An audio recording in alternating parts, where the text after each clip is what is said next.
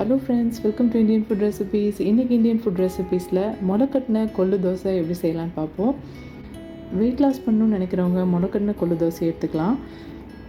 இது மாதிரி முளைக்கட்டின தானியங்களை நம்ம உணவில் சேர்த்துக்கிறது உடம்புக்கு ரொம்பவே ஹெல்த்தி. ரொம்ப சிம்பிளாக இந்த முளைக்கட்டின கொள்ளு தோசை எப்படி செய்யலான்னு பார்ப்போம்.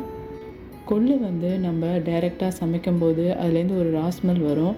அது சில பேருக்கு பிடிக்காது.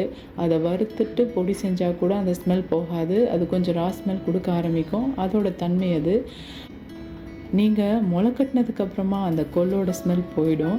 முளைக்கட்டி வச்சதுக்கப்புறமா நீங்கள் அதை குக் பண்ணி பாருங்கள். அதோட ஸ்மெல் சுத்தமாக இருக்காது. ரொம்ப டேஸ்டியான ஒரு ரெசிபியாக இருக்கும் அது. அந்த முளைக்கட்டின தானியத்தை வச்சு நம்ம தோசை செஞ்சு பார்ப்போம். தோசை ரொம்ப கிறிஸ்பியாக டேஸ்டியாக இருக்கும். இதை நீங்கள் வீட்டில் ட்ரை பண்ணி பாருங்கள். வாங்க ஃப்ரெண்ட்ஸ், வீடியோக்குள்ளே போகலாம். கொள்ளு தோசை எப்படி செய்யலான்னு பார்க்கலாம். கொள்ளு தோசை செய்கிறதுக்கு 1 கப் கொள்ளு எடுத்து அந்த கொள்ளை 2 days நைட்டு முளைக்கட்டி ரெடி பண்ணி எடுத்து வச்சுக்கணும். இந்த கொள்ளோடு சேர்த்து அரைக்கிறதுக்கு ஒரு 1/4 கப் அளவுக்கு உளுந்து ஒரு 3 hours ஊற வச்சு அதை ரெடி பண்ணி எடுத்து வச்சுக்கணும். இதை ரெண்டுத்தையும் ஒன்றா சேர்த்து நல்லா நைஸாக அரைச்சிக்கணும். இந்த மிக்ஸி ஜாரில் நம்ம அரைச்ச மாவெல்லாம் கொஞ்சம் சிலதெல்லாம் ஊட்டியிருக்கோம். அதில் கொஞ்சமாக தண்ணி ஆட் பண்ணி அதையும் இதில் கலந்து ஊற்றிக்குவோம். இப்போ நம்ம என்ன செய்வோம்னா, எப்போவுமே நம்ம வீட்டில் இட்லி மாவு ரெடி பண்ணி வச்சுருப்போம். அந்த இட்லி மாவுலேருந்து இப்போ நான் ஒரு 5லேருந்து 6 கரண்டி அளவுக்கு இந்த அரைச்சி வச்சுருந்த இந்த முளைக்கட்டின கொள்ளு மாவோடு சேர்த்துக்கிறேன். இதை நல்லா மிக்ஸ் பண்ணிப்போம். இதில் உப்பு கொஞ்சம் கம்மியாக இருக்கிறதுனால நான் ஒரு 1/2 ஸ்பூன் அளவு எக்ஸ்ட்ரா உப்பு ஆட் பண்ணிக்கிறேன். இதை நல்லா மிக்ஸ் பண்ணி தோசை எப்படி ஊற்றுவோமோ அந்த பக்குவத்துக்கு மாவை ரெடி பண்ணி வச்சுக்கணும். அதுக்கு பிறகு இந்த மிக்ஸை ஒரு 1/2 மணி நேரத்துக்கு மூடி போட்டு அப்படியே வச்சிடணும். ஒரு 1/2 மணி நேரத்துக்கு அப்புறமா இதை நீங்கள் தோசை ஊற்றும் போது தான் நல்லா கிறிஸ்பியாக வரும். அதுக்காக ஒரு 1/2 மணி நேரம் இதை அப்படியே வச்சுடுவோம். இப்போது 30லேருந்து ஒரு 45 minutes ஆச்சு.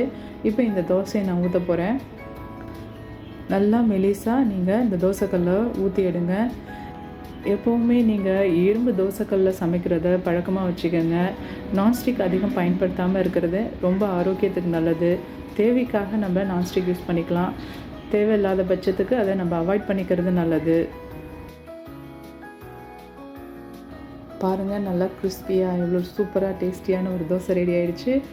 பார்க்குறதுக்கே பியூட்டிஃபுல்லாக இருக்குது. அது பார்க்குறதுக்கு மட்டும் இல்லைங்க, டேஸ்ட் பண்ணியும் பாருங்கள், ரொம்ப நல்லாயிருக்கும். அந்த கொள்ளோட ரா ஸ்மெல் இருக்கவே இருக்காது. இந்த கொள்ளு தோசைக்கு தக்காளி சட்னி, தேங்காய் சட்னி, இந்த 2 சட்னியுமே செம்ம டேஸ்ட்டாக இருக்கும். இந்த தோசையை நீங்கள் வீட்டில் ட்ரை பண்ணி பாருங்கள். அதோடு மட்டும் இல்லாமல் இந்த தோசையை மெதுன்னு ஊற்றி கூட நீங்கள் சாப்பிட்லாம். சில பேருக்கு தோசையை சாஃப்டாக ஊற்றி சாப்பிட்றதுக்கு பிடிக்கும். அவங்களும் இது மாதிரி சாஃப்டாக ஊற்றிக்கலாம். ஓகே ஃப்ரெண்ட்ஸ், இந்த வீடியோ உங்களுக்கு பயனுள்ளதாக இருக்கும் நம்புகிறேன். தேங்க்ஸ் ஃபார் வாட்சிங் திஸ் வீடியோ. தேங்க்யூ.